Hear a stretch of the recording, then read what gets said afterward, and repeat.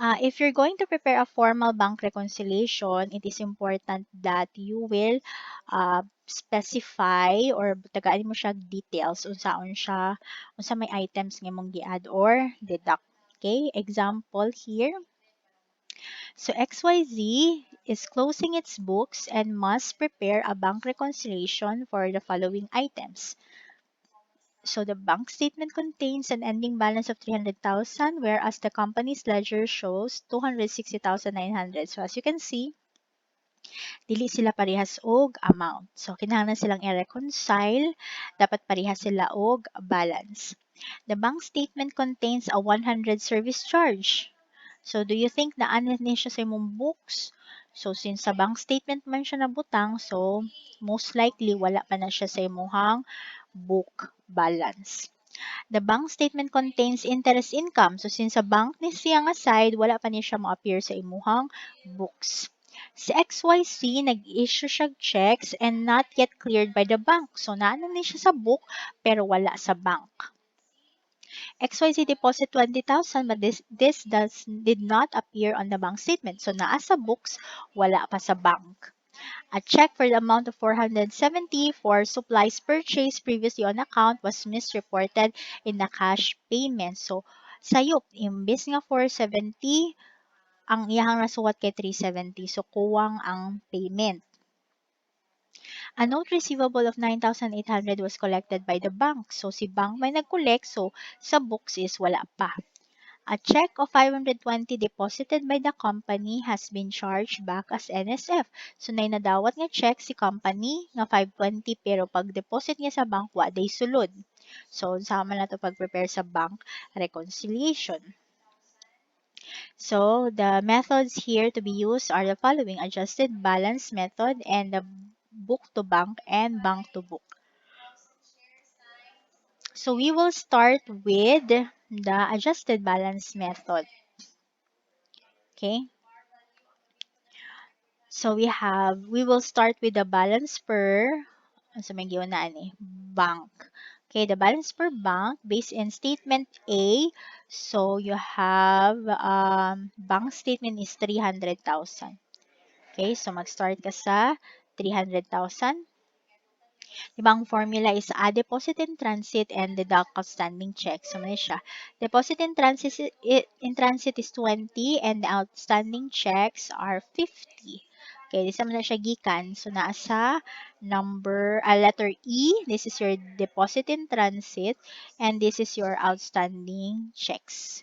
So, between the two, kung sa bank nga side ba or sa book nga side, mas dali compute ning sa bank nga side.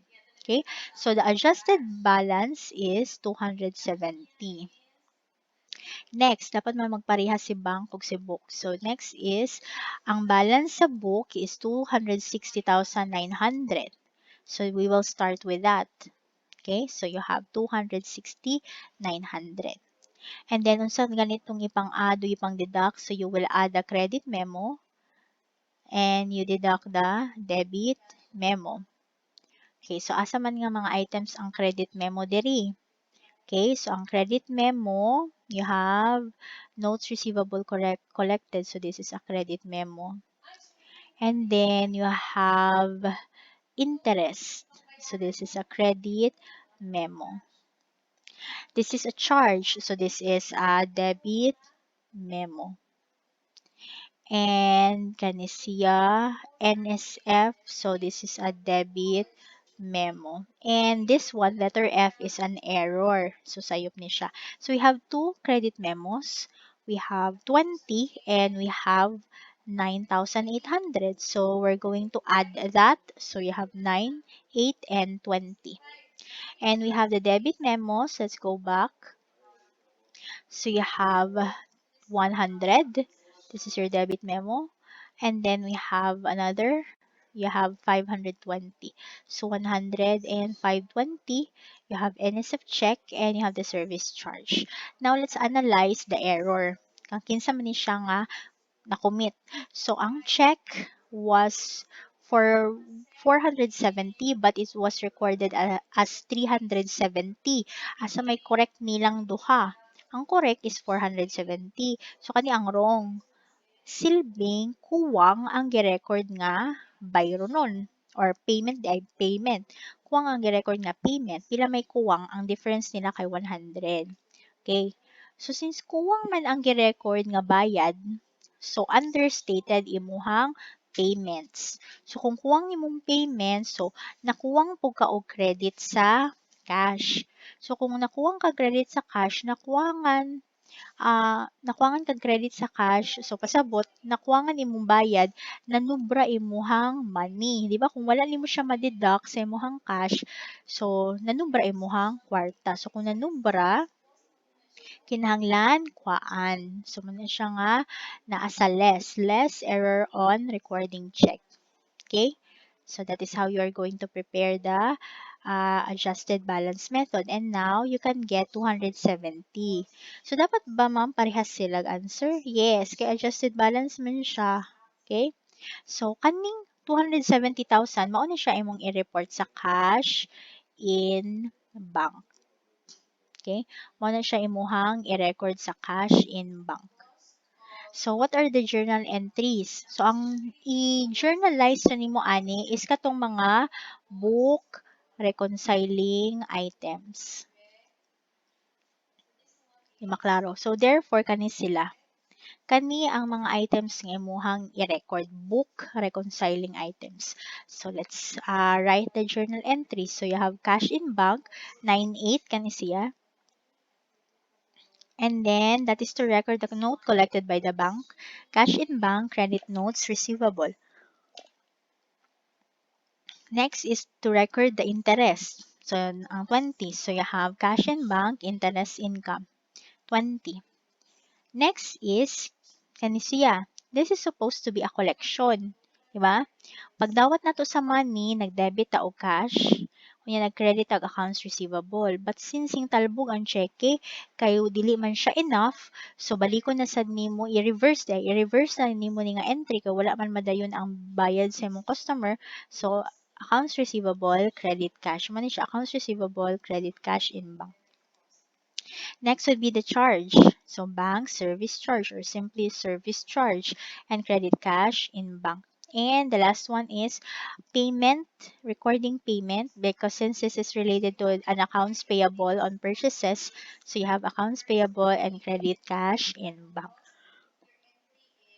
So as you can see, kung unsa rang items ang naaaning sa book reconciling items, again, book reconciling items, mora po na ato ang butangan ng journal entry. Kani silang deposit in transit and outstanding checks, no more entry ana. No need for entry because these are already recorded. Kani sila ang wala ni sila sa record sa bank.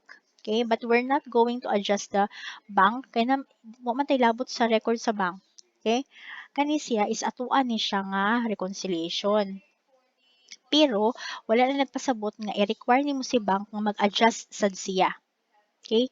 So, dili na siya mag-adjust ana. Kita ray magama sa to ang reconciliation para makabalot ta pila man dapat ang ibutang nato nga cash in bank. Okay?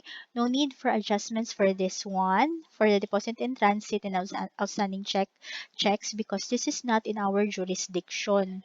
And aside from that, these are already recorded in our books. Diba? Nakagama na tag cheque, pambayad o naka-record na taog deposits. Okay? So that's for the adjusted balance method. Okay. Next would be for the book to bank method. Okay?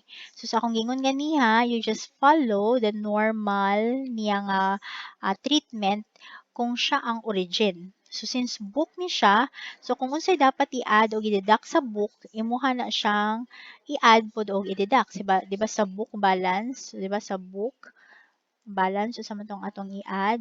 So you have the credit memo, and then i-deduct nimo ang debit memo. And then kung sa bank na siya, so i-add nimo ang deposit in transit o niya i-deduct nimo ang outstanding check. So since sa book balance kay i-add ang credit memo, so you find which are the credit memos. So kani siya, these are the credit memos. Ang debit memos nimo katong mga NSF and then service charge. So, you follow the same operations. Since gikan siya sa book padung sa bank, So kung gi-add na siya sa bank, imo siyang i-deduct sa format. So since gi-add siya diri, so imo siyang i-deduct. That's why mo ni siya less. Since gi-deduct na siya diri sa bank na side, imo siyang i-add. That's why it's added.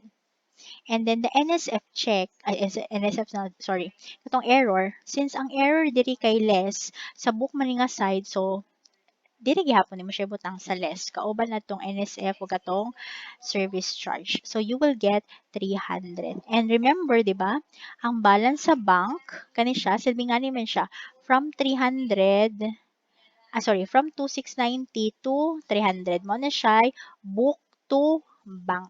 So, mo na siya, 26900 padung sa 300. Kumbali, bank to book, so gikan sa bank, padung sa book nga 260,900. So, saan naman sad siya? So, kung unsay normal sa bank na side, which is deposit in transit and outstanding check, mo sa nimong gibuhaton dire, deposit in transit add, outstanding checks deduct. And then sa book na side, diba sa book na side, i-add ang credit memo, i-deduct ang debit memo, so balihon. So, ang credit memo, i-deduct. So, diba makuha ni ang mga credit memo? So, ang credit memos, i-deduct. And then, ang mga debit memos, i-add. And, of course, ang error, since parehas man sila treatment aning duha, so, imuha po siya i-appeal sa addition.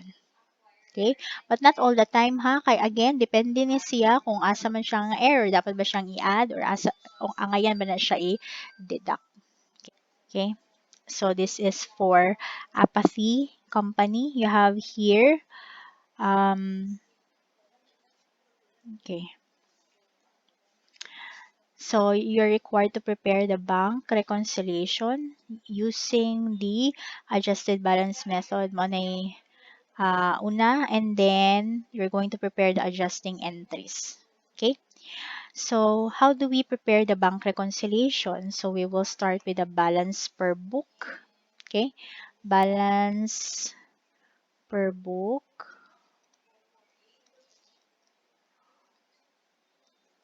And then, again, you have to consider the book reconciling items. You add the credit memos and you deduct the debit memos and adjust for any errors. And then, you will get the adjusted balance. And then, for the balance per bank, so mag-start ka sa balance per bank, you're going to add the deposit in transit and deduct the outstanding checks. Okay, first is we check the items that are present in both of the records. So, mao na imuhang unang tanawon katong mga nagmatch. Okay? So, unsa man mga items ang nagmatch aning duha. Okay? So, kani first is you need to determine unsa man ni siya nga record kani siya asa man kang kinsa man ning record. Since ang nakabutang ani is Apathy Company, so this is on the bank nga side. Okay? So, mao ni ang record sa bank.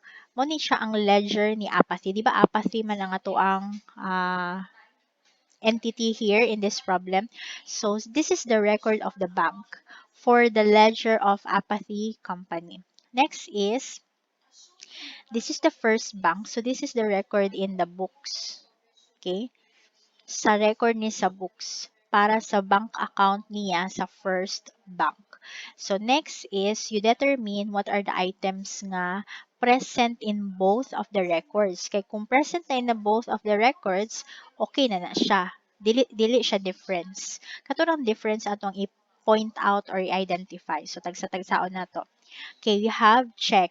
Kung check na siya, withdrawal na siya diri sa bank nga records, that is a disbursement in the books.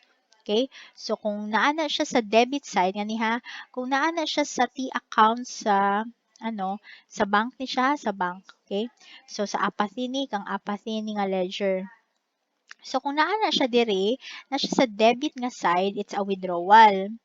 Pero sa books na to, okay, sa first bank, okay?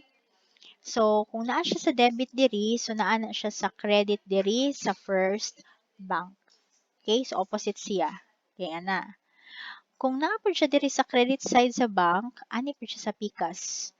Debit siya sa books. Okay, so opposite sila. Okay, since this is a withdrawal here, so this is debit, sa T account or sa ledger sa books, it is a credit. Okay, so i-match ni mo siya. 104, check number. Kani siya, 104, so 104. 10,000, 10,000. So naa. Check number 101. 101, 101, 5,000, 5,000. Next, 106, 106, 25, 25. 103, 103, 40, 40. And na service charge, obviously, wag yun na siya diri. Kaya man na kay baw pila. Okay? So, therefore, what are the checks nga wala pa ni appear sa bangko pero na-disperse na nimo? What are the checks nga nga naa sa imong books pero wala pa sa bangko? Unsa man to nga mga checks?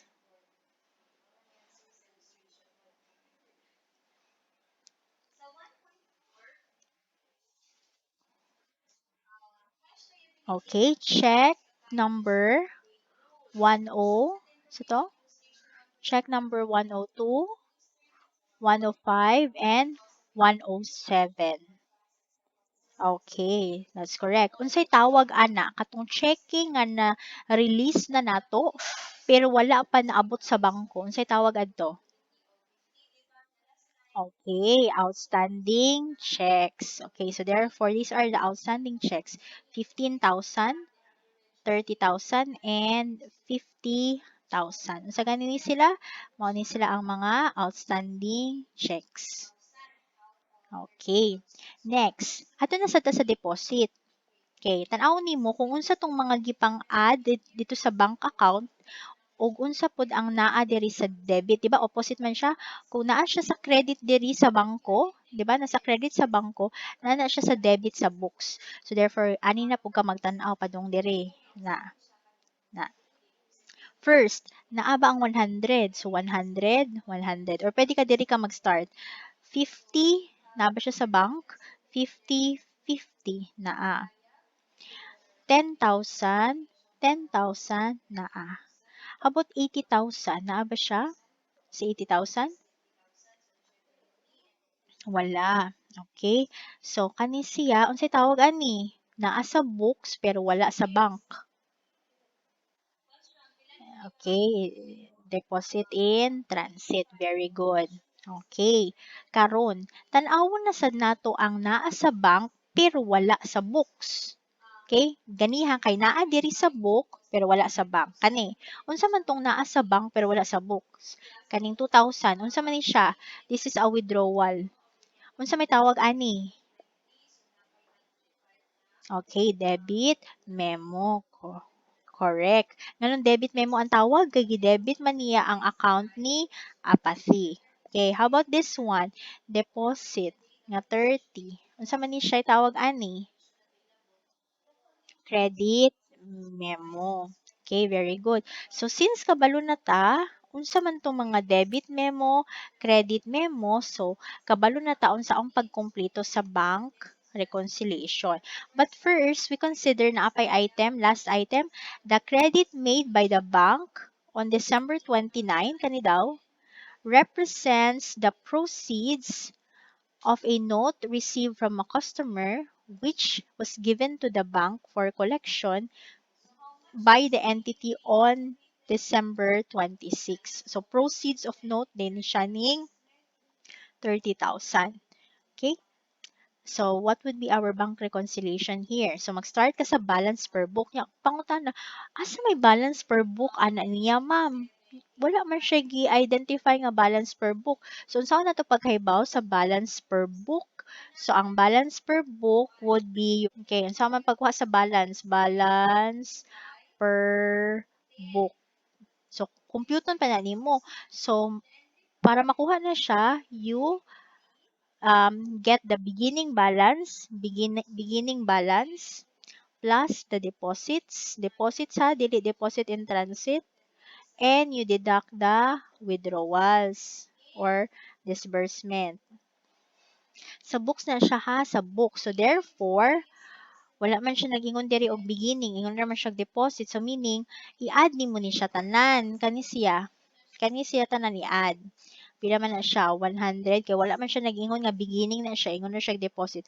100 plus 50 plus 10 plus 80. So that is, pila na siya? 240. Okay, next. Sa credit nga side, you have 5 plus 15 plus 40 plus 10 plus 30 plus 25 plus 50. That is 175. Okay. So, pila man ang balance? That is 65. So, kung ano yung diferensya, di ba pag ang debit o credit, pag di sila parehas na ay naka-debit na ay naka-credit, di ba imo siyang i-deduct?